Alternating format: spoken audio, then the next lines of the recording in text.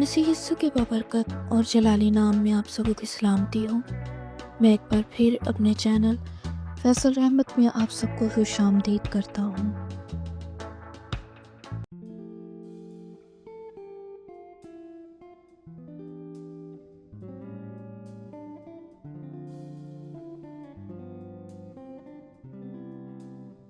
पांचवां बाब, यहोवा के गवाह, जेहोवाज विटनेस। इस फिरके का बानी चार्ल्स टेज रुसल 1852 था 1916 है। वो अपने दौर के मरवजा और मुनज़्ज़म मज़हब का पुरज़ोर मुखालिफ और तारीख़ी मसीहत की तालीमात से भी बड़ा गैर मुतमईन और नाखुश था। रुसल के वालिदैन कैल्विनिस्ट अकीदा के मानने वाले थे और पिट्सबर्ग पेंसिल्वेनिया के कांग्रीगेशन चर्च के मेंबर थे। रुसल की पैदाइश 1852 में हुई। रुसल अपने वालिदैन के मज़हब की पैरवी 16 बरस की उम्र तक करता रहा।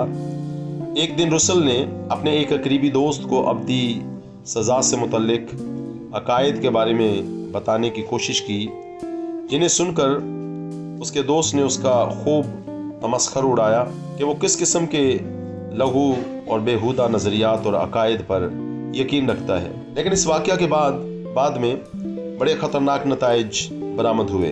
चंद हफ्तों बाद रुसल कदामत पसंद ईमान को रद्द करके ज़्यादा माकूल और काबिल कबूल अकीदा की तलाश व जुस्तजू में सरगर्दा हो गया। उसके तकरीबन 2 साल बाद उसके अंदाजे से भी बढ़कर उसे हौसला अफजाई नसीब हुई, जिसका वो तहे दिल से मुतमन्नी और आरजुमंद था। उसने 7 डे एडवेंटिस्ट की एक इबादत में शिरकत की। इस इबादत के दौरान वाइज ने मौत और गैर ईमानदारों की हलाकत और दोज़ख से मुतल्लिक मुरवजा कलीसियाई मुताक़दात में बयान शुदा मसीही ईमान के मुताबिक अकायद को नफ़रत व हकारत की निगाह से देखा। रुसल ये सब कुछ सुनकर बेहद खुश हुआ और उसे कल्बी सुकून व इत्मीनान हासिल हुआ, क्योंकि रुसल अपने इब्तदाई दौर में जहन्नुम के खौफ में मुब्तला रहा था। बाद में उसने हमेशा की सज़ा के तसव्वुर को जहन से दूर निकाल फेंका। इब्तदाई एडवेंटिस्ट या मिलराइट्स की मसीह यीशु की दूसरी आमद से मुतल्लिक तारीख़ 1843 से मुतल्लिक पेशनगोई से भी रुसल बहुत मुतासिर हुआ। लिहाजा उसने इस फ़िरका में न सिर्फ शमूलियत इख्तियार की, बल्कि अपने दोस्त अहबाब और रुफ़क़ाए कार को दावत दी कि वो बाइबल स्टडी बाकायदगी के साथ मिलकर करें। लिहाजा 1870 तक 6 अफराद, जिनमें रुसल और उसका बाप पिट्सबर्ग में बाकायदगी के साथ बाइबल स्टडी किया करते थे। लेकिन एडवेंटिस्ट और उस ग्रुप के दरमियान बहुत जल्दी इख्तलाफात ने जन्म लेना शुरू किया। ताहम रुसल का असर व रसूख मकामी ग्रुप पर बहुत गहरा था। तरी असना उसने एक दूसरे एडवेंटिस्ट बनाम एन.एच. बार्बर से ताउन करना शुरू कर दिया। इन दोनों अशखास ने 1877 में अपनी पहली किताब बाअनवान 3 वर्ल्ड और प्लान ऑफ रिडम्पशन को तहरीर किया। अरसा 2 साल के दौरान रुसल और उसके दोस्त के दरमियान शदीद नोयत के इख्तलाफात ने जन्म लिया। अंजाम कार रुसल ने फौरी तौर पर अपना ज़ाती रसाला बाअनवान Zion's Watch Tower and Herald of Christ Presence, इसके साथ ही रुसल ने फौरी तौर पर एक मंजूर शुदा कानूनी सोसाइटी की हैसियत से 1884 में ज़यून्स वॉच टावर ट्रैक्ट सोसाइटी को रजिस्टर्ड करवाया।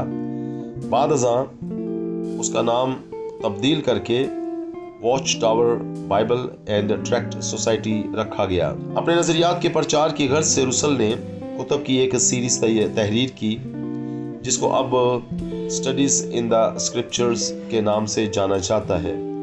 उसकी पहली जिल्द 1886 में मंजर आम पर आई। बाकी 7 बाद अज़ वफ़ात शाया पजीर हुई। इसके अलावा वो हर साल एक पैगाम भी बाकायदगी के साथ शाया करवाता था। यह दावा किया जाता था कि 1914 1909 से लेकर 1914 तक उसका पैगाम नॉर्थ अमेरिका के 3000 के करीब अखबारात में हफ्तावार अशात के लिए भेजा जाता था। चार्ल्स टेज रुसल ने 1876 में अपने आप को खुद ही पादरी के ओहदा पर तैनात कर लिया। यहाँ ये बात बड़ी तवज्जो तलब और अहमियत की हामिल है कि उसने इल्म इलाही की तालीम किसी सेमिनरी या कॉलेज से हासिल नहीं की थी। कई साल बाद अमेरिका में एक अदालत में उसने मुकद्दस बाइबल में पर हाथ रख कर हल्फिया बयान दिया कि वो ऑर्डेन्ड पादरी है और इब्रानी और यूनानी ज़ुबानों का माहिर है। थोड़ी देर बाद जिरा के दौरान उसे पुराने अहदनामा में से इब्रानी ज़ुबान का एक सहीफ़ा पढ़ने के लिए दिया गया, जिसे वो पढ़ने से कासिर रहा। इसके बाद उसे यूनानी ज़ुबान में पढ़ने के लिए एक सफ़हा दिया गया, वो उसे भी ना पढ़ सका। बाद अज़ां उसने अदालत में इस बात का एतराफ़ किया कि वो इन दोनों ज़ुबानों से बिल्कुल नावाकिफ़ है, और मज़ीद उसने ये भी एतराफ़ किया कि वो किसी मखसूस कलीसियाई निज़ाम के मातहत ऑर्डेन्ड पादरी भी नहीं है। चार्ल्स टेज रुसल के पैरोकार रुसलिट्स कहलाते हैं। उसकी वफ़ात के बाद 1916 में इस ग्रुप की सरबराही में एक जज जोसेफ एफ रदरफोर्ड के हाथ में आ गई। इस नए लीडर ने रुसलिट्स का नाम तब्दील करके जेहोवाज क्रिश्चियन विटनेस यानी यहोवा के मसीही गवाह रख दिया।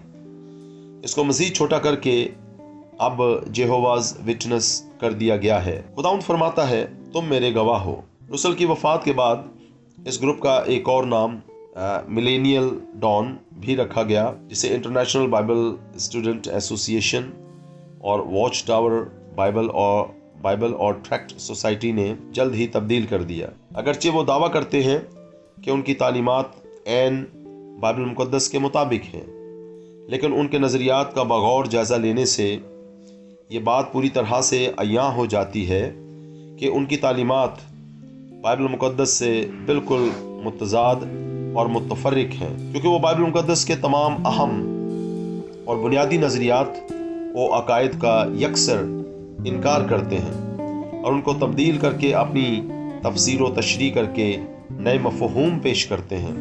मसलन तसलीस, मसीह की अलूहियत, रूहुल कुद्स की शख्सियत, नई पैदाइश, ईमान से रास्तबाज ठहरना, निजात दहिंदा के कफ़ारा की कुर्बानी को काफ़ी और मुकम्मल तसव्वुर नहीं करते। वो मसीह यस्सु के मुर्दों में से जिस्मानी तौर पर जी उठने और उसकी जलाली दीदनी आमद सानी का भी इनकार करते हैं। उनके लिए ये कहना गलत ना होगा कि वो बिलाशुबा डेविल्स विटनेस यानी शैतान के गवाह हैं। रुसल के आखिरी अयाम तोहमत व रुसवाई, फ्रॉड, दगाबाजी और कई ज़िल्लत आमेज़ इल्ज़ामात से भरपूर है। उसे कई अदालती मुकदमात का सामना करना पड़ा, जिनमें बहुत मशहूर मुकदमा मिरेकल व्हीट या मौजज़ाती गंदम के नाम से जाना जाता है, जिसमें उसने एक मकामी अखबार के बरखिलाफ मुकदमा दायर किया। रुसल ने अपनी गंदम को ये कहकर फ़रोख्त किया कि वो बहुत उम्दा क्वालिटी की है, बल्कि मौजज़ाती अहमियत की हामिल है। रुसल के ज़ाती रसाला में ये लिखा गया कि रुसल की गंदम बहुत उम्दा क्वालिटी और दूसरी अक़साम से 5 गुना ज़्यादा तेज़ी से बढ़ती है, लेकिन गवर्नमेंट के मुकर्रर करदा नुमाइंदों के मुआयना से पता चला कि उसकी गंदम दूसरे ताजरों से क्वालिटी में बहुत ही कमतर है, लिहाजा अखबार का दावा सही साबित हुआ। रुसल की बीवी ने 18 साल तक उसके साथ अज़दवाजी ज़िंदगी बसर करने के बावजूद 1897 में अलहदगी इख्तियार कर ली और बाद में 1913 में तलाक का केस इन इल्ज़ामात की बुनियाद पर दायर किया कि वो दूसरी औरतों के साथ जिनसी ताल्लुकात रखता है, धोखाबाज, अनापरस्त और दूसरों पर हावी होने वाला मिजाज और गलत अमाल में मुलव्विस था। रुसल की वफ़ात के बाद 1916 में इस ग्रुप के सरबराह जज जोसेफ फ्रैंकलिन रदरफोर्ड के हाथ में आ गई, जिसने कबल अज़ीम लीगल एडवाइज़र की हैसियत से इस ग्रुप के साथ काम किया था। रदरफोर्ड रुसल से भी ज़्यादा मुनज़्ज़म मज़हब का मुखालिफ اور قدامت پسندانہ عقائد کو حقائق کی نگاہ سے دیکھتا تھا۔ اس کی ابتدائی سالوں کی لیڈرشپ کے دوران کئی گروپوں نے علیحدگی اختیار کر لی اور کئی نئے گروپوں نے جنم لیا، جن میں ڈان بائبل اسٹوڈنٹس ایسوسیشن اور لیمنس ہوم مشنری موومنٹ، اور اسی طرح سے تقریباً 20 کے قریب گروپس علیحدہ ہو گئے۔ جج ردرفورڈ نے یسایہ 43:10 سے رہنمائی حاصل کرتے ہوئے اپنے گروپ کا نام 1931 میں یہوہ کے گواہ یا یہوہ's وٹنس رکھا۔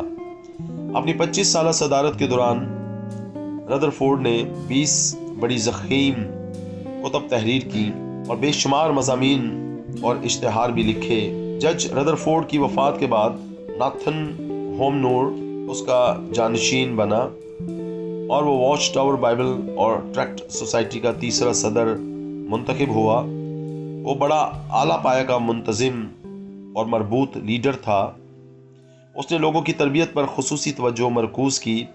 اس کے دور میں بائبل کا ترجمہ 1960 میں مکمل ہوا، جس کو دا نیو ورلڈ ٹرانسلیشن کے نام سے جانا جاتا ہے۔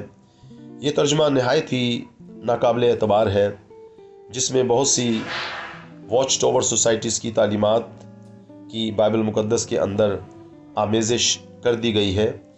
یہوہ کے گواہوں کے پاسبان نیو یارک میں ساؤتھ لینسنگ میں گلیڈ مشنری ٹریننگ سکول میں تربیت حاصل کرتے ہیں۔ عام لوگ بروز اتوار کنگڈم ہال میں تربیت حاصل کرتے ہیں۔ اس کے علاوہ بھی دوران ہفتہ انہیں مزید تعلیم حاصل کرنے کی سہولیات میسر ہوتی ہیں۔ بظاہر یہوہ کے گواہ دعویٰ کرتے ہیں کہ وہ کلام مقدس کو آخری یا حتمی اتھارٹی تسلیم کرتے ہیں، لیکن حقیقت اس کے بالکل برعکس ہے۔ اس کی در حقیقت اتھارٹی ان کی تشریح و تفسیر کرنے کا سرکاری نظام ہے۔ وہ اپنے عقائد اور تشہیری مواد کو کلام کی مؤثر اور لا تبدیل تشریح سمجھتے ہیں، ان سے کسی صورت انحراف نہیں کر سکتے۔ مسیح یسوع کی شخصیت، یہوہ کے گواہ اور بائبل مقدس میں کے درمیان موازنہ۔ یہوہ کے گواہ کے مطابق مسیح یسوع ایک تخلیق شدہ مقرب فرشتہ میکائیل تھا۔ اگرچہ وہ ایک خدا تھا اور بڑا قوت و قدرت رکھتا تھا، لیکن وہ یہوہ نہیں تھا۔ مسیح یسوع کماری سے پیدائش کے باوجود بھی کامل نہیں تھا۔ جب وہ زمین پر زندگی بسر کر رہا تھا، وہ ایک فانی انسان تھا۔ مسیح یسوع کے بپتسمہ کے وقت 2 باتیں وقوع پذیر ہوئیں۔ نمبر 1، اس کی دوبارہ پیدائش یعنی نئی پیدائش واقع ہوئی۔ نمبر 2، وہ مسیح یا مسایہ بنا بائبل مقدس کے مطابق، کیونکہ فرشتوں میں سے اس نے کب کسی سے کہا کہ تو میرا بیٹا ہے، مگر بیٹے کی بابت کہتا ہے کہ اے خدا تیرا تخت عبدالآباد رہے گا۔ عبرانیوں 1 باب 5 آیت۔ مزید حوالہ جات ملاحظہ فرمائیں۔ عبرانیوں 1 باب 10 آیت، 10 تا 12 آیت، زبور 102 اس کی 25 تا 27 آیت۔ مسیح اپنی فطرت میں روح القدس سے معمور تھا۔ متی 13 باب 16 آیت، لوکا 4 باب اور 1 آیت۔ خدا یسوع مسیح نے اپنے بپتسمہ کے وقت دوبارہ پیدائش حاصل نہیں کی، وہ اپنی پیدائش کے وقت ہی سے مسیح تھا۔ ابتدا میں لوکا 2 باب اور 11 آیت۔ ابتدا میں کلام تھا اور کلام خدا کے ساتھ تھا اور کلام خدا تھا۔ یوحنا 1 باب اور 1 آیت۔ میں اور باپ ایک ہیں۔ یوحنا 10 باب 30 آیت۔ جس نے مجھے دیکھا اس نے باپ کو دیکھا۔ یوحنا 14 باب اور 9 آیت۔ کیونکہ الوہیت کی ساری معموری اس میں مجسم ہو کر سکونت کرتی ہے۔ کلسیوں 2 باب 9 آیت۔ مسیح کی موت، یہوہ وٹنس کے مطابق مسیح یسوع نے صرف آدم کے گناہ کا کفارہ دیا، ہمارے شخصی گناہوں کے لیے ہرگز نہیں۔ خدا یسوع مسیح کی موت، آدم نے جو کچھ کھو دیا تھا اس کی صحیح اور مکمل قیمت ادا کر دی ہے، یعنی عدن میں کامل انسانی زندگی۔ مسیح کی حفظی قربانی مکمل کام نہیں ہے، بلکہ یہ بنیاد فراہم کرتی ہے جہاں سے انسان अपने लिए निजात हासिल करने के लिए काम कर सकता है। बाइबल मुक़द्दस के मुताबिक बस जब हम उसके खून के बाइस अब रास्तबाज ठहरे तो उसके वसीला से ग़ज़ब इलाही से ज़रूर बचेंगे, क्योंकि जब बावजूद दुश्मन होने के खुदा से उसके बेटे की मौत के वसीला से हमारा मेल हो गया, तो मेल होने के बाद तो हम उसकी ज़िंदगी के सबब से ज़रूर ही बचेंगे। रोमियो 5वां बाब नामीता 10वीं आयत। उसके गुनाहों और बेदीनों को फिर कभी उसके गुनाहों और बेदीनियों को फिर कभी याद ना करूँगा। इब्रानियों 10वां बाब 17 आयत। लेकिन अगर हम नूर में चलें जिस तरह के वो नूर में है, तो हमारी आपस में शराकत है और उसके बेटे यीशु का खून हमें तमाम गुनाहों से पाक करता है। पहला यूहन्ना 1 बाब और 7वीं आयत। मसीह का मुर्दों में से जी उठना। यहोवा विटनेस के मुताबिक मसीह यीशु जिस्मानी तौर पर जिंदा नहीं हुआ, वो एक रूहानी मखलूक होने की हैसियत से मुर्दों में से जी उठा। कोई नहीं जानता कि उसके जिस्म के साथ क्या हुआ। मसीह मुर्दों में से जी उठने के बाद मुख्तलिफ जिस्मों के अंदर दाखिल होकर नज़र आता रहा। तोमा ने उसे मानने से इनकार कर दिया था, क्योंकि मसीह जिस जिस्म के साथ मरा था वो नज़र आने वाले जिस्म से मुमासलत नहीं रखता था। बाइबल मुक़द्दस के मुताबिक मेरे हाथ और मेरे पाँव देखो कि मैं ही हूँ, मुझे छू कर देखो, क्योंकि रूह के गोश्त और हड्डी नहीं होती जैसा मुझ में है, मुझ में देखते हो। और ये कहकर उसने उन्हें अपने हाथ और पाँव दिखाए। लूका 24वां बाब 39 और 40वीं आयत। यीशु ने जवाब में उनसे कहा, इस मकदस को ढा दो तो मैं उसे 3 दिन में खड़ा कर दूंगा। यहूदियों ने कहा कि 46 बरस में ये मकदस बना है और क्या तू उसे 3 दिन में खड़ा कर देगा? यूहन्ना 2 बाब 19-21वीं आयत। आमद सानी। यहोवा विटनेस के मुताबिक यीशु पहली अक्टूबर 1914 में बहैसियत बादशाह तख्त नशी हुआ। वो बड़ी राजदारी और गैर दीदनी तौर पर वापस चला गया।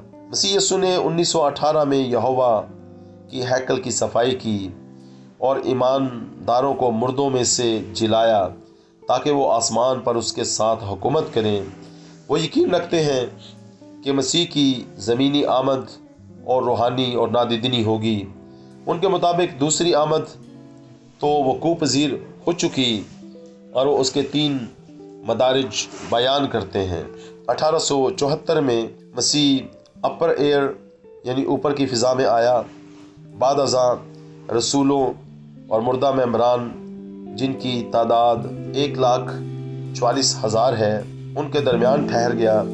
वो गैर फ़ानी हो जाएगा। और 1914 में मसीह ने गैर अक़वाम के लिए तमाम मौक़े ख़त्म कर दिए और अपनी हुक्मरानी शुरू कर दी है। और 1918 में रूहानी हैकल में गैर अक़वाम की अदालत का काम शुरू कर दिया गया है। वो मसीह की दूसरी आमद का इंतज़ार नहीं कर रहे, बल्कि हर मजदून की जंग का इंतज़ार कर रहे हैं, जिसमें मसीह यहोवा की फ़ौजों की कमान करेगा और बदी पर मुकम्मल फतह हासिल करेगा। इस जंग में ईमानदार विटनेसेस मौत से बच जाएंगे। फिर तमाम मुर्दों की ज़मीनी क़यामत वक़ूफ़ पज़ीर होगी, क्योंकि मसीह के बदन के मेंबरान जिनकी तादाद 1,44,000 है उनकी आसमानी रूहानी क़यामत हो चुकी होगी। हर शख्स जो फना हो चुका था दोबारा तख्लीक होगा और उसे दूसरा मौका मिलेगा कि मसीह की 1000 साला बादशाहत के दौरान ईमान लाए और यहोवा को कबूल कर ले। जो उस ख़ास मौका से फ़ायदा उठाने में नाकाम होंगे वो हमेशा की हलाकत का शिकार होंगे। 1000 साला बादशाहत के अख्ताम पर शैतान और उसकी अरवाह को आज़ाद किया जाएगा कि वो ज़मीन पर रहने वालों के ईमान की आजमाइश करें और वो हलाक हो जाएंगे। बाइबल मुक़द्दस के मुताबिक वो उसके जलाल का परताव और उसकी ज़ात का नक्श होकर सब चीज़ों को अपनी कुदरत के कलाम से संभालता है। इब्रानियों 1 बाब तीसरी आयत। बस खुदा के दाहिने हाथ से सरबुलंद होकर बाप से वो रूहुल कुद्स हासिल करके जिसका वादा किया गया था। एमाल 2 बाब 33वीं आयत। लेकिन उस दिन उस घड़ी की बाबत कोई नहीं जानता, ना आसमान के फरिश्ते, ना बेटा, मगर सिर्फ बाप। मत्ती 24वां बाब 36वीं आयत। बस जागते रहो, क्योंकि तुम ना उस दिन को जानते हो ना उस घड़ी को। मत्ती 25वां बाब 13वीं आयत। देखो, वो बादलों के साथ आने वाला है और हर एक आंख उसे देखेगी, और जिन्होंने उसे छेदा था वो भी उसे देखेंगे, और ज़मीन पर के सब कबीले उसके सबब से छाती पीटेंगे। मुकाशफा 1 बाब 7 आयत। वो दाऊद के घराने और यरूशलेम के बाशिंदों पर फजल और मुनाजात की रूह नाजिल करेगा, और वो उस पर जिसको उन्होंने छेदा है नज़र करेंगे, जैसा कोई अपने इकलौते के लिए करता है, और उसके लिए तल्ख कलाम होंगे जैसे कोई अपने पहलौठे के लिए करता है। ज़करिया 12वां बाब 10वीं आयत। उसी तरह मसीह भी एक बार बहुत से लोगों के गुनाह उठाने के लिए कुर्बान होकर दूसरी बार बगैर गुनाह के नजात के लिए उनको दिखाई देगा जो उसकी राह देखते हैं। इब्रानियों 9वां बाब 28वीं आयत। अजीज़ो, हम इस वक्त खुदावंद के फर्जंद हैं और अभी तक ये जाहिर नहीं हुआ कि हम क्या कुछ होंगे। इतना जानते हैं कि जब वो जाहिर होगा तो हम भी उसकी मानिंद होंगे, क्योंकि उसको वैसा ही देखेंगे जैसा वो है। 1 यूहन्ना 3 बाब 2 आयत। रूहुल कुद्स। यहोवा विटनेस के मुताबिक रूहुल कुद्स शख्सियत नहीं है, बल्कि खुदा की नादीदनी लाशख्सी कुव्वत है जो खुदा की मर्जी पूरा करने के लिए लोगों को तहरीक देती है। वो रूहुल कुद्स की अलूहियत से भी इनकार करते हुए तसलीस का भी इनकार करते हैं। रूहुल कुद्स के बारे में उनका नज़रिया है कि रूहुल कुद्स कादिर मुतलक खुदा की नादीदनी सरगर्म कुव्वत है जो उसके खादमों को उसकी मर्जी पूरा करने के लिए मुतहर्रिक करती है। Let's God be true, page 108। रूहुल कुद्स अकल, जज्बात और मर्जी नहीं रखता है बाइबल मुक़द्दस के मुताबिक।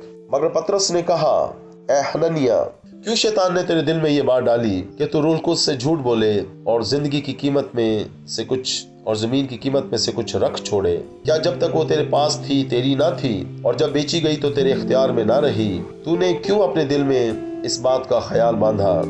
तू आदमियों से नहीं बल्कि खुदा से तूने आदमियों से नहीं बल्कि खुदा से झूठ बोला। एमाल 5वां बाब 3-4 आयत। रूह ने फिलबस से कहा, नजदीक जाकर उस रथ के साथ हो ले। एमाल 8वां बाब 29 आयत। और जब वो खुदावंद की इबादत कर रहे और रोजे रख रहे थे तो रूहुल कुद्स ने कहा। एमाल 13वां बाब 2 आयत। और वो फ्रूगिया और गलतिया के इलाका में से गुजरे, लेकिन रूहुल कुद्स ने उन्हें आसिया में कलाम सुनाने से मना किया। एमाल 16वां बाब 7 आयत। लेकिन वो सब तासीरें वही एक रूह करता है जिसको जो चाहता है बांटता है। 1 करंथियों 12वां बाब उसकी 11वीं आयत। कलाम मुक़द्दस के मुताबिक रूहुल कुद्स एक शख्सियत है और एक शख्सियत के तौर पर वो ये काम करता है और सिखाता है। यूहन्ना 16वां बाब 8वीं आयत, 14वां बाब 26वीं आयत। नई पैदाइश करता है। यूहन्ना 3 बाब 6 आयत। वो गमगीन होता है। 1 करंथियों 12वां बाब 13वीं आयत। कलाम मुक़द्दस के मुताबिक बाप, बेटा और रूहुल कुद्स तीनों अहम शख्सियतें हैं। तख्लीक। यहोवा विटनेस के मुताबिक तमाम मौजूदात का तख्लीक करने वाला यहोवा है। यीशु पहला शख्स था जिसको तख्लीक किया गया। फिर खुदा ने यीशु को बाकी तमाम मखलूक़ात की तख्लीक के लिए एक काम करने वाले मददगार, वर्किंग पार्टनर के तौर पर इस्तेमाल किया।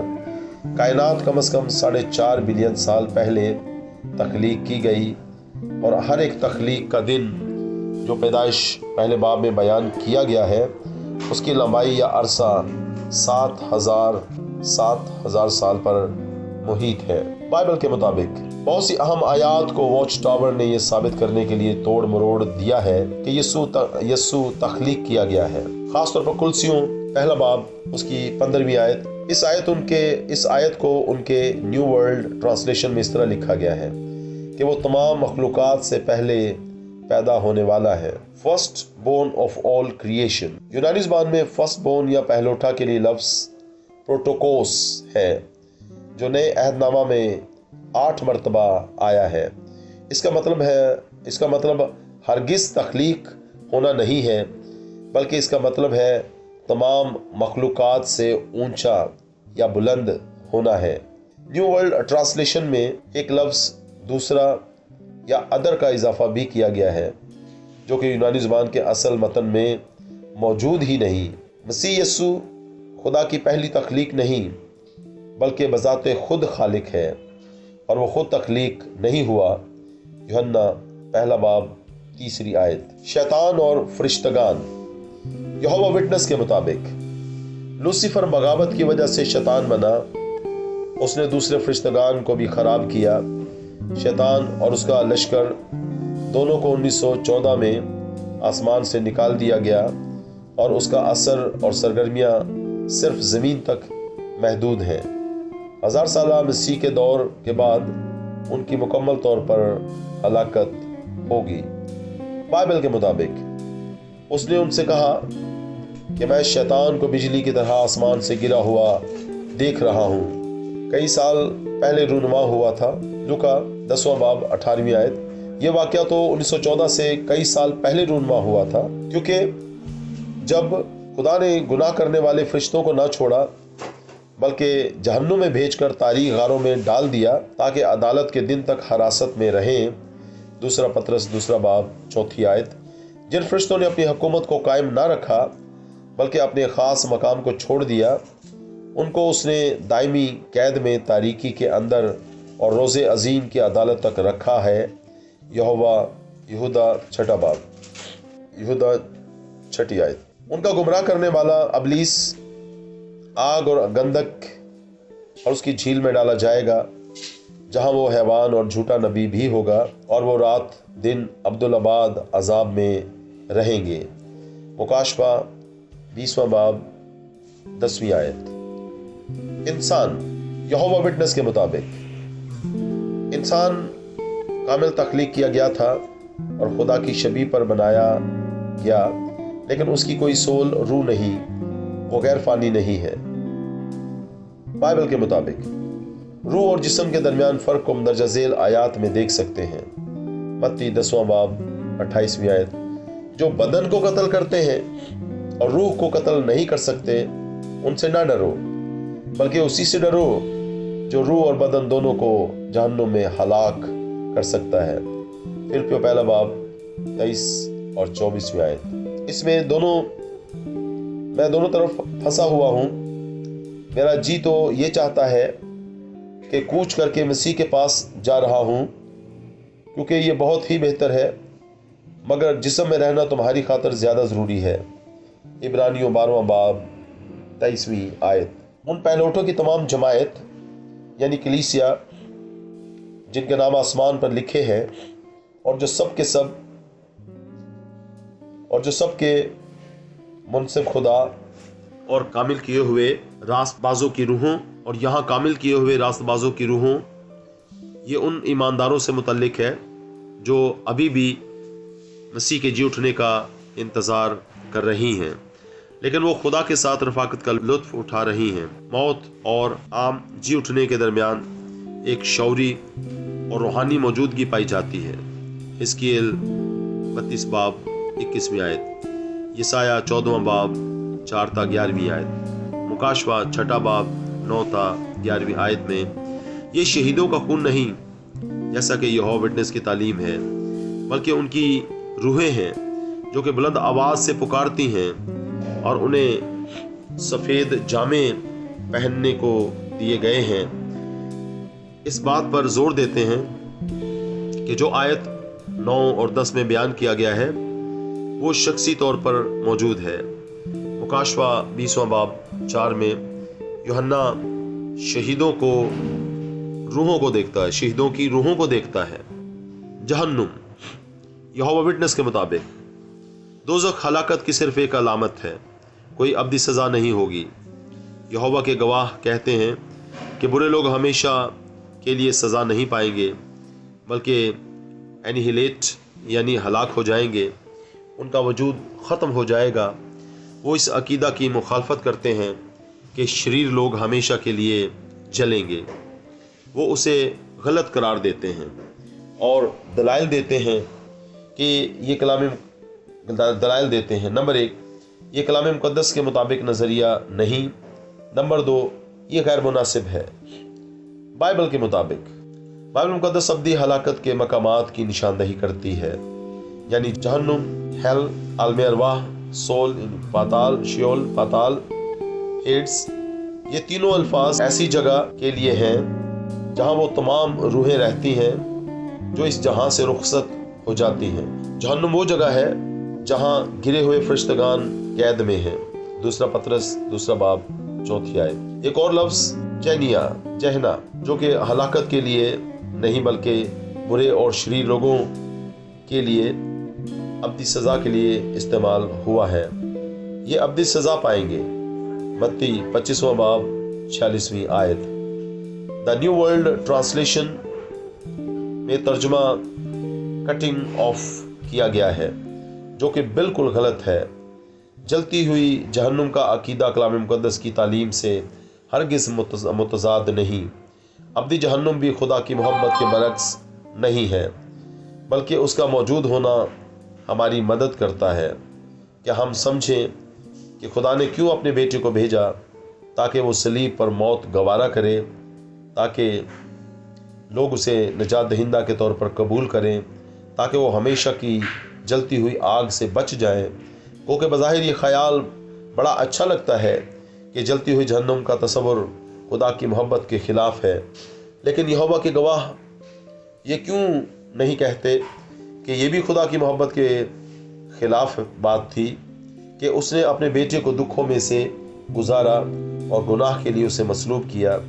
जलती हुई जहन्नुम का नज़रिया भी खुदा के इंसाफ के तकाज़ों के ख़िलाफ़ हरगिज़ नहीं, क्योंकि खुदा ने हमें इंतखाब का हक़ दिया है कि चाहे हम मसीह को ईमान से कबूल करें या नहीं, उसे कबूल करने से जहन्नुम से बच सकते हैं और उसके बरअक्स रद्द करने से जहन्नुम के वारिस होंगे। मुकाशवा 20वां बाब 10 आयत। अबलीस आग और गंदुक की झील में डाला जाएगा, जहां वो हैवान और झूठा नबी भी होगा और रात दिन अब्दुल आबाद अजाब में रहेंगे। यहाँ से ये पता चलता है कि अबलीस और झूठा नबी नेस्तो नाबूद नहीं होंगे, बल्कि मुसलसल सज़ा पाते रहेंगे। मुंतकलिए खून, यहोवा विटनेस के मुताबिक मुंतकलिए खून खुदा के कानून की खिलाफ वर्जी है और खतावार या गुनाहगार इंसान की अब्दी ज़िंदगी की उम्मीद को ख़तरे में डाल देती है। ज़्यादातर यहोवा के गवाहों के ग्रुप्स में इस मसला पर इख्तलाफ राय रखते हैं। वो अहबार 17 बाब 17 13-14 आयत के हवाला की बिना पर कहते हैं कि बनी इसराइल को खुदा का हुक्म था कि वो खून ना पिएं, इस वजह से वो मुंतकलिए खून को भी नाजायज़ करार नहीं देते। बाइबल के मुताबिक पैदाइश 9 बाब 4 आयत। मगर तुम गोश्त के साथ खून को जो उसकी जान है ना खाना। लेकिन ये आयत मुंतकलिए खून की ममानियत नहीं करती। इसकी चंद वजूहात भी हैं। नंबर 1, ये इलाही हुक्म जानवरों के खून को खाने या पीने के बरखिलाफ है। इंसानी खून के मुतल्लिक ये हुक्म नहीं है। नंबर 2, जानवरों के खून को पीने के बरअक्स मुंतकलिए खून में खून देने वाले या खून का अतिया देने वाले की मौत शामिल नहीं होती, बल्कि इसका मकसद जान को बचाना है। नंबर 3, किसी मरीज के जुए खून या निज़ामे गर्दिश खून में खून के दाखिल होते वक्त अज़ाए हाज़मा और खून देने वाले के दरमियान बराह रास्त खून पीने की कोई ममासलत नहीं पाई जाती। अहबार 17-10-11 आयत। यहाँ किसी तरह का खून में इंसानी खून शामिल नहीं, क्योंकि यहूदी लोग मज़बा पर इंसानी कुर्बानी خون کی قربانی ہرگز نہیں دیتے تھے۔ آیت نمبر 11 میں خون سے ممانعت کی وجہ بیان کی گئی ہے کہ یہ گناہ کے لیے کفارہ مہیا کرنے کی غرض سے تھا۔ خدا نے جانوروں کے خون کو مقرر کیا۔ ایسا خون اس مقصد کے لیے بیرونی طور پر استعمال ہوتا تھا اور ممانعت کی حیثیت سے اور کھانے کی حیثیت سے استعمال نہیں ہوتا تھا۔ اعمال 15واں باب 20ویں آیت اور 29ویں آیت۔ جینٹائلز 1 غیر اقوام سے آنے والے تو مریدوں کو نصیحت تھی کہ وہ جانوروں کا خون نہ کھائیں گے تاکہ یہودی مائل مسیحیوں کی غیر ضروری طور پر مخالفت سے گریز کریں جو ابھی خون سے پرہیز کو ترجیح دیتے تھے۔ آیت نمبر 21 ان دونوں گروپس کے درمیان ممکنہ نزدیک یا گہرے تعلقات کو قائم رکھنے کے لیے یہ حکم 9 مسیحی کلیسیاؤں کو جاری کیا گیا۔ نمبر 2 کہیں بھی اس پیراگراف میں ذکر نہیں کیا گیا کہ اس سے ہمیشہ کی زندگی کے کھو جانے کا اندیشہ ہے۔ اگر اس مشورے پر عمل نہیں کیا جاتا، اس کے برعکس 11واں باب 9 آیت سے یہ ظاہر کرتی ہے کہ نجات ایمان کے ذریعے سے فضل سے ملتی ہے اور قوانین کی پابندی کرنے سے نہیں ملتی۔ یہاں ذاتی نجات کا مسئلہ زیر بحث نہیں تھا، بلکہ یہودیوں اور غیر اقوام کے درمیان کلیسیائی رفاقت کا مسئلہ تھا۔ نجات یہوہ وٹنس کے مطابق مسیح کے ذریعے افزانہ رینسم، جس نے ہمارے موروثی گناہوں کو ختم کر دیا جو آدم سے ملے تھے، ہمارے پاس دوسرا موقع ہے کہ ہم نئے سرے سے نئے آغاز کریں جہاں ہمارے پہلے والدین نے شروع کیا تھا۔ مسیح کی کامل زندگی جو اس نے بسر کی ہمیں موقع فراہم کرتی ہے کہ ہم اپنی نجات کو حاصل کر سکیں، خصوصی طور پر وزیٹیشن واچ ٹاور کے لٹریچر کو فروخت کرنے سے اور میٹنگز اور کنونشن میں شرکت کرنے کے ذریعے سے۔ ایماندار 2 طبقوں میں تقسیم ہے، ایک انائنٹڈ کلاس یعنی مسح شدہ جماعت جو تقریباً تعداد میں 1,24,000 ہے۔ انہیں ان باتوں میں ضرور رکھنا چاہیے، مثلاً غوطے کا بپتسمہ، تبلیغ کرنا، اچھی زندگی بسر کرنا وغیرہ، جب تک موت واقع نہ ہو، اور دوسری بھیڑ انہیں بھی ایمان رکھنا ہے۔ انہیں مخصوصیت کی علامت کے طور پر بپتسمہ لینا چاہیے، انہیں عملی میدان میں کام کرنا چاہیے جیسے کہ لٹریچر کی تقسیم اور فروخت وغیرہ۔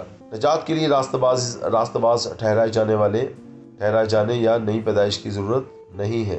کلام کا مطالعہ نجات کے لیے ضروری اور نجات کے لیے ترقی کرنا ضروری ہے، اور اپنی کتب پر مکمل بھروسہ کرنا۔ یہ تمام باتیں نجات کے غیر بائبلی بائبلی عقائد کو ظاہر کرتے ہیں۔ بائبل مقدس کے مطابق مسیح کی موت نجات کی واحد بنیاد ہے۔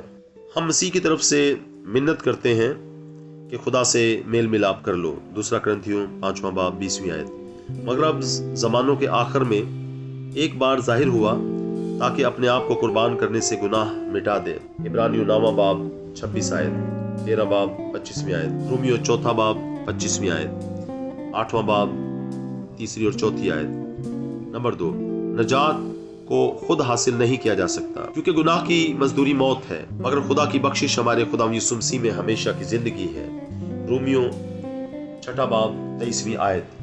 جس نے ہمیں نجات دی اور پاک بلاوے سے بلایا، اور ہمارے کاموں کے موافق نہیں بلکہ اپنے خاص ارادہ اور اس فضل کے موافق جو مسیح یسوع میں ہم پر ازل سے ہوا، 2 تیموتھیوس 1 باب 9ویں آیت۔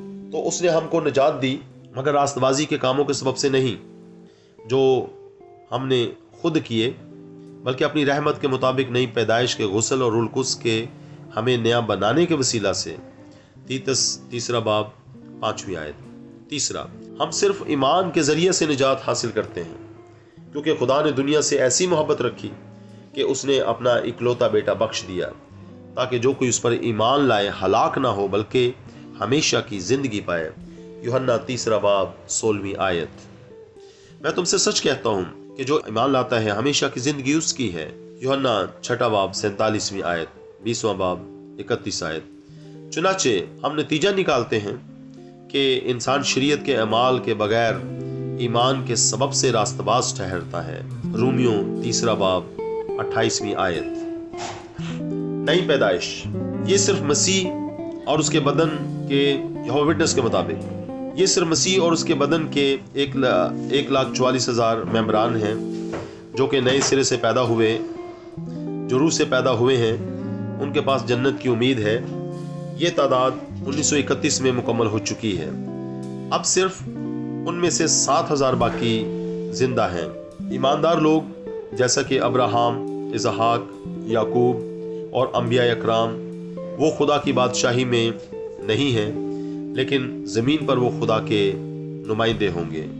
بائبل مقدس کے مطابق، بائبل مقدس میں لفظ نئی پیدائش اور نئی پیدائش نہ رکھنے والے ایمانداروں کے درمیان کوئی امتیاز نہیں ملتا، اور 1935 تک یہوہ وٹنسز اس امتیاز کو بذات خود انکار کرتے تھے۔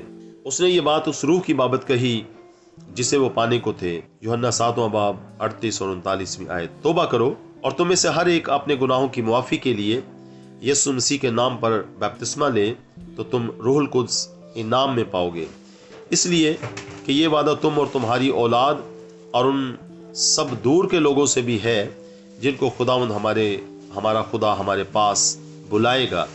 اعمال 2 باب 38 اور 39 آیت۔ لیکن تم جسمانی نہیں بلکہ روحانی ہو، بشرطے کہ خدا کا روح تم میں بسا ہوا ہے۔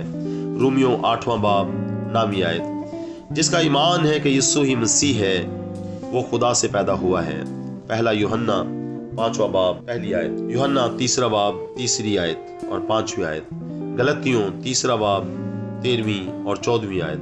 میں تم سے کہتا ہوں کہ بہتیرے پورب اور پچھم سے آ کر ابراہم اور اسحاق اور یعقوب کے ساتھ آسمان کی بادشاہی کی ضیافت میں شریک ہوں گے۔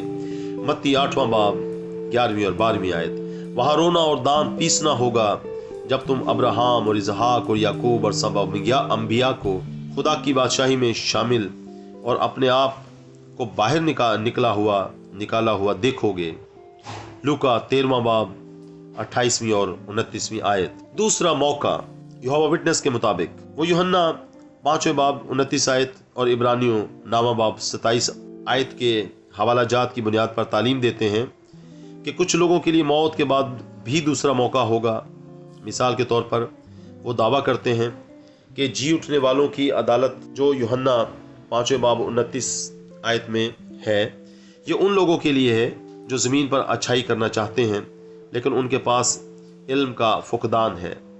ایسے لوگ زمینی بہشت میں دوبارہ لائے جائیں گے اور انہیں سچائی سکھانے کے بعد ان کے جواب دینے کی بنیاد پر عدالت کی جائے گی اور اس کے مطابق اجر ملے گا، چاہے وہ زندگی یا ہلاکت۔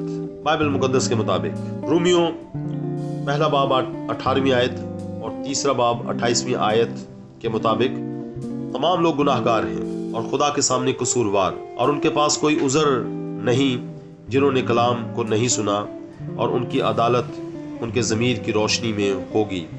رومیوں 12 باب 2 باب 12 آیت۔ یوحنا 5 باب 29 آیت کے مطابق ان کے انجام کا پہلے سے ہی فیصلہ ہو چکا ہے۔ یوحنا 3 باب 18 سے 21 آیت اور خاص طور پر آیت نمبر 18 ظاہر کرتی ہے کہ ہماری آخری منزل کا تعین ہماری موت سے قبل ہو چکا ہے، اور اس کا انحصار ہمارے مسیح کو قبول کرنے یا رد کرنے پر ہے۔ روح سوتی ہے۔ یہوہ وٹنس کے مطابق یہوہ کے گواہ 7 ڈے ایڈوینٹسٹ آرمسٹرونگزم کی طرح کہتے ہیں کہ جب کوئی ایماندار مرتا ہے تو وہ قبر میں بے ہوشی یا لاشعوری کی حالت میں رہتا ہے، اور جب تک کہ وہ خدا کی طرف سے زندہ نہیں ہوتا وہ یہ ایمان نہیں رکھتے کہ انسان کی روح ایک علیحدہ ہستی ہے جس کے پاس شعور ہے یا جو شعوری قوت رکھتی ہے۔ بائبل مقدس کے مطابق روح کا وجود جسم کے مرنے کے بعد ختم نہیں ہو جاتا۔ جو بدن کو قتل کرتے ہیں اور روح کو قتل نہیں کر سکتے ان سے نہ ڈرو، बल्कि उससे डरो जो रूह और बदन दोनों को जहन्नुम में हलाक कर सकता है। मत्ती 10वां बाब 28वीं आयत, लूका 16वां बाब 19 ता 31 आयत। इस हवाला से पता चलता है कि दौलतमंद और लाजर दोनों की रूहें वजूद रखती थीं। गर्ज हमारी खातिर जमा है और हमको बदन के वतन से जुदा होकर खुदावंद के वतन में रहना ज्यादा मंजूर है। दूसरा करंथियो 5वां बाब 8वीं आयत, पहला थस्सलुनीकियों 4था बाब 14वीं आयत। लेकिन इस बात को कि मुर्दे जी उठते हैं मूसा ने भी झाड़ी के जिक्र में जाहिर किया है। चुनाचे वो खुदावंद को अब्राहम का खुदा और इसहाक का खुदा और याकूब का खुदा कहता है। लूका 20वां बाब 37वीं आयत, मुकाशवा 6ठा बाब 9 ता 11वीं आयत।